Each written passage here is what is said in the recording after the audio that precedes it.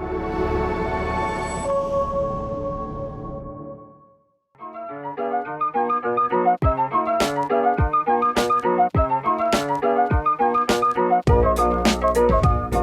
everyone. This is Keith with Unpunched, and I'm here with Stephan Fertig, who is one of the people partners, I guess, involved at Cardium Games, who produced the Oil Man game. Hey, yeah, thanks for having me on, Keith. First off, I guess I want to find out where you guys discovered the Oil Man game and what your history is with it. I guess it would be the same as you. Like you said, I'd played it a little bit over the years in the past. I guess as later as a teen and a young adult. And then, I'm involved directly in the oil and gas industry, have been since I got out of high school. And it's been really brutal in the patch here the last 6-7 years. It's been a big downturn, really slow.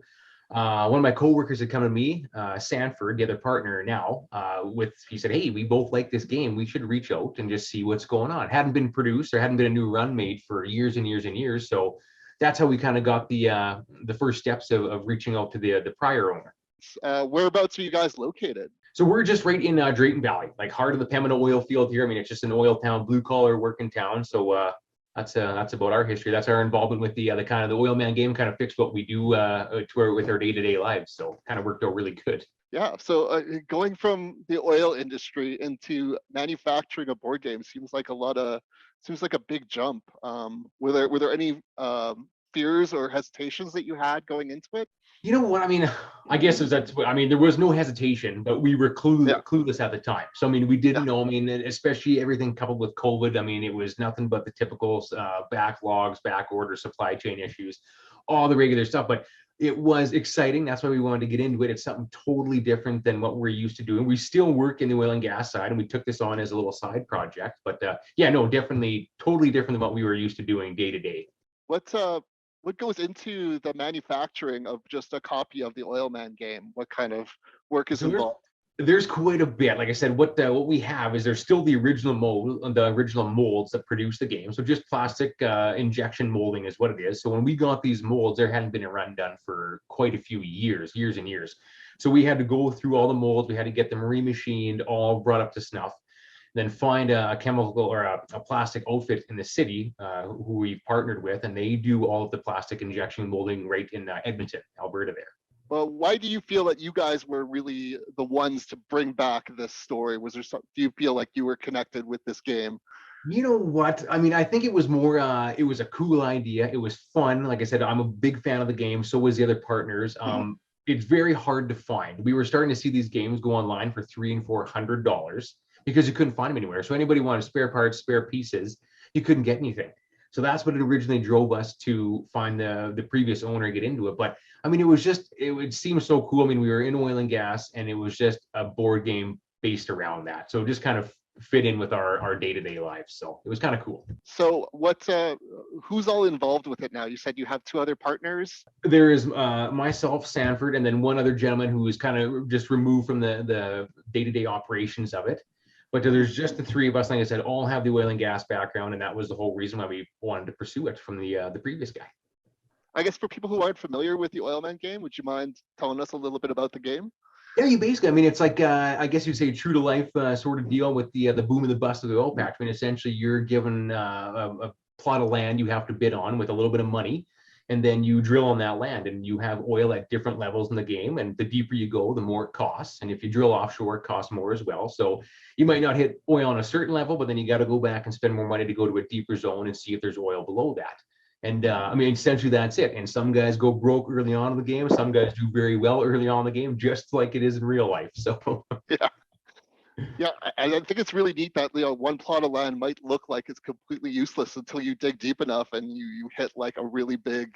Absolutely, you never know. That's the thing, and the game changes every single time. Like I said, it's completely randomized on 3 different levels. So every time you pick up that game and you move it, it's going to be different from the previous time you played. I guess what challenges did you have trying to recreate a game that's 40 years old now? I guess you know what, that was just like you said there, it was old, so everything needed to be brought up to snuff and modernized. Like I said, all the old, there was original printing, original everything. So we basically just put a modern spin. I mean, made it look the art a little nicer.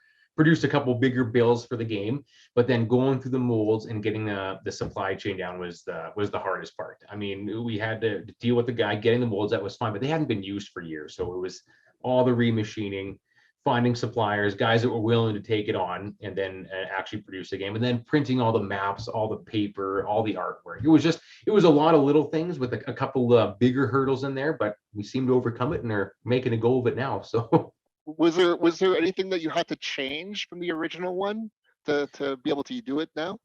you know what? As far as the molds go, they required a little bit of work, wasn't too bad. But other than that, we basically had all the old, I shouldn't say art files. They were just physical pads that we had from back in the day. So after we uploaded those and went to a different kind of graphic designer, he kind of detailed them a little nicer, brought them up to snuff. But other than that, like I said, there wasn't one specific thing that was too hard. It was just 1,000 little tiny things to get taken care of.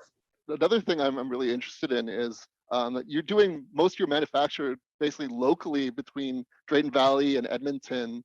What benefits and what challenges does that have? Whereas most of the people are getting everything done in China nowadays. Well, actually, there's not. I mean, the benefit is with what we see right off the bat. It's awesome because you see people in Drayton Valley that I've lived here my whole life. I'm 33 years old. So, I mean, it's people that I'm connected with, friends, family, local guys that you see in the grocery store. They're able to be put to work, and it's not hard work. It's awesome work for someone who wants to put in a couple hours a day. But back to the point is, you're seeing the people in the community going to work. It's all built here. It kind of gives like a sense of camaraderie for the town. And then I feel very happy knowing that basically everything is manufactured and assembled right here in Canada, and more specifically Alberta. What challenges has the pandemic had over your shipping and production lines? I feel like you kind of jumped in right when everything kind of went down. Yes, you're right. So that was the difficult part. It was sourcing all the plastic was the biggest thing, right? So getting all the bulk pellets and plastic was a hard part of it. And then same thing, our suppliers that would make the maps and the artwork, they were having issues of their own supply chain, getting their inks and their papers to do it. So it was a lot of money up front and then waiting for the final product to come back to us for assembly. So it was a little nerve-wracking there at some points. Like I said, you're seeing all this stuff go out and you're hoping it's going to come in. But I mean, it was the same boat as everybody else has been in the last 2 years. So we just kind of went with it and we're patient, and it seems to be working out okay now, knock on wood. Yeah. What kind of marketing strategies do you use to raise awareness of your game and to kind of find a new audience for this classic? So biggest thing I think was with the marketing was dipping the toe in. The guy we got before was, an older gentleman from a different era. So, he was in physical game stores at the time. He said the internet essentially wasn't around. He didn't do that. He was even in the point where he was running ads in newspapers and people were sending in an order physically in the mail and he would ship them a game. So we've dipped our toe in, are about 99% all online through social media, whether it's Facebook, Instagram, every avenue we can basically get onto that way. And then if this progresses and it seems to be okay and we can work with the price points, then maybe we can start bringing a few more dealers on down the road and actually have some physical places to buy it at. Yeah, that'd be fantastic to see that out and about. Yeah, I guess. Do you have any ideas in making like new maps or new stuff for the game? Oh, definitely. Yeah. As far as that, that's the biggest request we get, right? Because everybody, it's no different than me being in Alberta. I love the Western Canada map because you get to see basically the prairie provinces, a little bit of the territories, but then you get connected to it because you see the Edmonton and the Calgary and the little towns on the map. So that's our biggest request. And statewide as well. Lots of the big oil states, your North Dakotas, your Texas, your Oklahomas, all the guys that got the big oil plays, they're just dying to make us a custom map. We'd love to see a map in there.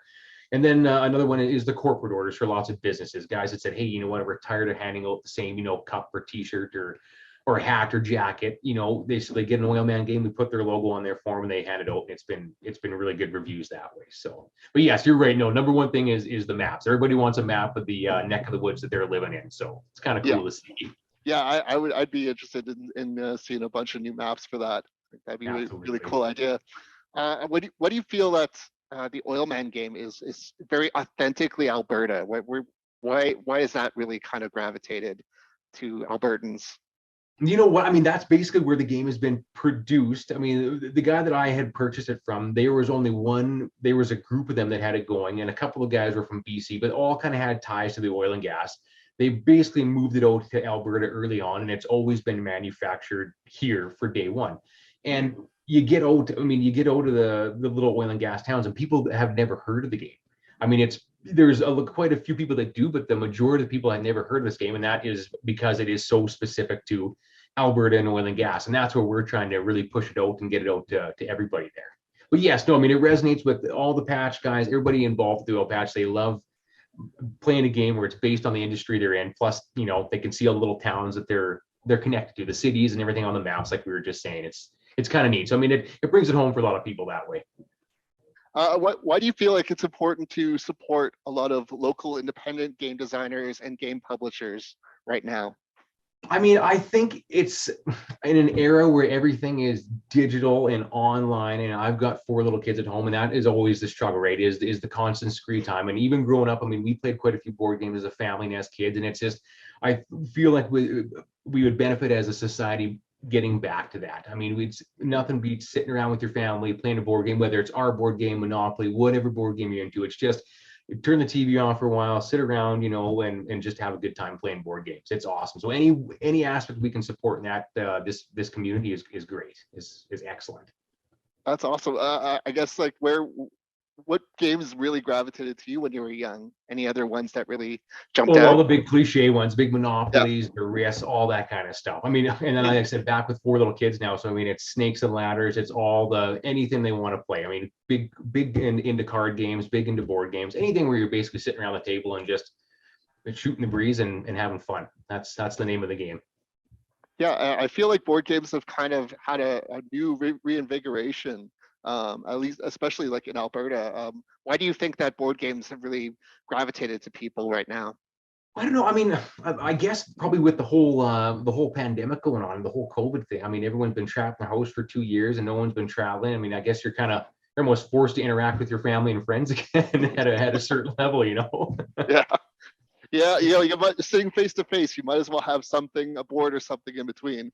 Absolutely. No, it's been really good though. It's been pretty cool to see. So. How do you think that we can make like the board game design community more inviting to new players and to like new generation of people to join? Well, I'm hoping that, that's some of that onus, apart from the advertising, but I hope some of the onus is on the parents raising these kids. It's not all about being on the phone and the screen, and, bring out a board game if, from time to time, even once a month, if you throw it down the table and you want to play for a couple hours.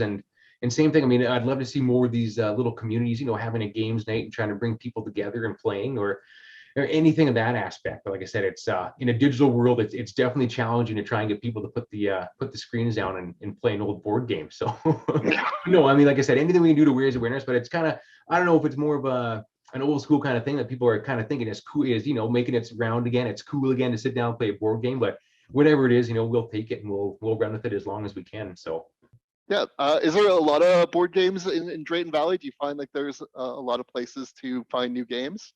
No, other than like your Walmart or the local drugstores, they have quite a wide selection, which is also, it's almost overwhelming. And that was part of the whole dealer thing. We were looking at the dealer aspect of it, but you're sitting on a shelf, you're one game with 100 other games right there beside it. So it's really trying to get your game to stand out was the tricky part. But as far as access to games, no, it's with the Walmart here and Amazon, anybody can get anything they want the next day basically. So any luck trying to get Oil Man into Walmart? You know what, I'm sure they would. At the scale we are now, we're pretty tiny. If we ever got to where we start cranking out 15 or 20,000 games a year or more, then they'd probably entertain it. But it's all back to that, like you said, being built and manufactured. It's kind of a self-made problem. Everybody wants cheap products and they don't want to pay money for it. But at the same time, everybody wants to see everything manufactured here. And it's where we are right now. It's you kind of got to pick one or the other. If everything's manufactured, you're gonna be paying a little bit more for it. So maybe down the road that could be something, but hopefully, anyways. Yeah, there's something special about just basically a handcrafted game that comes out of somewhere local that you could almost know the people who put it together. Oh, totally. And that's the thing, is people find out it's all built and they're like, well, they see it's built in Drayton Valley and they go, well, I know where that is. That's only a couple hours away in Alberta. They know the town, they know the area. So that's exactly, as soon as they kind of find out, they're like, well, that's pretty cool. I don't know anyone else build the board games. That's kind of neat. Yeah, I guess what have your sales been like throughout the years? You know How's what? that? They haven't been too bad. At the start was really hard getting the biggest thing is we spent on was just revamping it all. So there was a couple games we had built, and then it was back to the drawing board because they were still. I mean, the original guy was gluing the tops on, so we got away from that, went to plastic rivets. It was a lot of troubleshooting, but year over year the sales grow. Not big growth, but a slow and steady growth until we can get to the point where we really want to hit the ground running. So it's moving in the right direction, anyways. So That's good. Glad to hear. yeah. Um, yeah, I guess anything else planned for the future at the moment? You know what? I think just keep trying to tweak it and perfect it, bring on a whole bunch more maps, and I guess we'll see where any kind of research development goes. I mean, if there's something we can all sit around, have a beer about the partners and think of a new board game idea, then we're all for it. But right now, we're just going to kind of focus on this thing and perfect it as best as we can. Wow, that's awesome. Well, I commend you on bringing that back. I'm really glad to see that back in the spotlights. Where can people find out more about the Oil Man game? You know what? If you want to go right to the website, theoilmangame.com or our Facebook page, the Oil Man Game, everything is on there. All it has links to the website, all the email addresses for points of contact, and you can find out all the information you need right there, as well as backgrounds of myself and Sanford and everything that goes along with the Oil Man Game. That's great. All right. Yeah, I think that's all the questions I have today. Yeah, I appreciate you having me on, man. It's been great, like I said, to interact with other guys that are kind of in the business and they like showing interest in it. So, like I said, anytime you have any questions or you want to chat, just let us know. Perfect. All right. I will say goodbye to everyone right now.